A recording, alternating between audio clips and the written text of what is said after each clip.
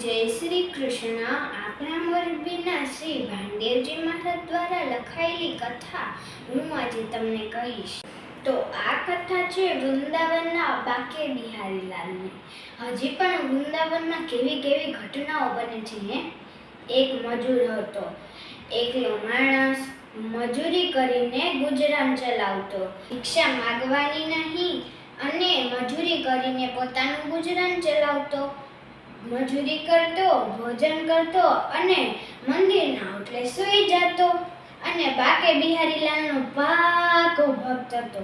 પછી મજૂરને એક દિવસ 100 રૂપિયાની જરૂર પડે છે. તે શેઠ પાસે જાય છે અને કહે છે કે શેઠ, મને તમે 100 રૂપિયા આપશો?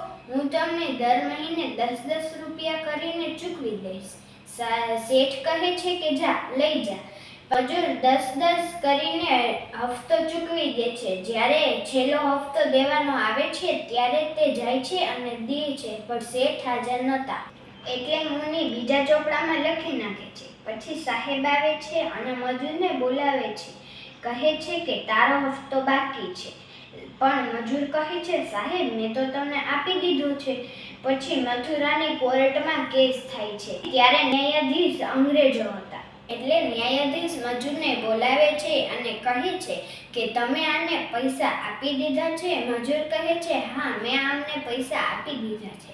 ન્યાયાધીશ કહે છે, આનો સાક્ષી કોણ? મજૂર કહે છે, આનો સાક્ષી છે બાકે બિહારીલાલ. પછી ન્યાયાધીશને લાગ્યું કે આ કોઈ વ્યક્તિ હશે. પછી ન્યાયાધીશ સમન્સ કાઢે છે અને કહે છે કે આવતી મુદતે તમે બાકે બિહારીલાલને સાથે લાવજો. સમન્સ બજાવનાર બાકે બિહારીલાલને ગોતે ગયા. પછી જ્યાં મજૂર ઓટલે સૂતો તો ત્યાં સમન્સ બજાવનાર રાખીને ચાલ્યો જાય છે. પછી બીજી મુદત આવી. શેઠ અને મજૂર આવે એ પહેલા બાકે બિહારીલાલ કાળી કામળી ઓઢીને આવે છે અને ન્યાયાધીશને અંગ્રેજીમાં કહે છે કે આ હિસાબ બીજા ચોપડામાં જમા છે. આટલું કહીને વહી જાય છે.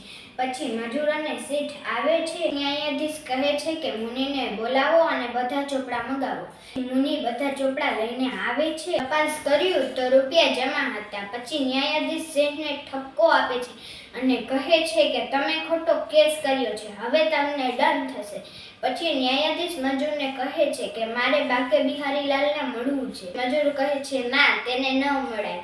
પછી ન્યાયાધીશ કહે છે, મારે તેને મળવું હોય તો પછી મજૂર કહે છે કે ચાલો મારી સાથે મંદિરે. ન્યાયાધીશને લઈને જાય છે અને સામે મૂર્તિ પડેલી હોય છે અને કહે છે કે આ જ હતા તે બાકે બિહારીલાલ. તો બોલો બાકે બિહારીલાલ કી જય.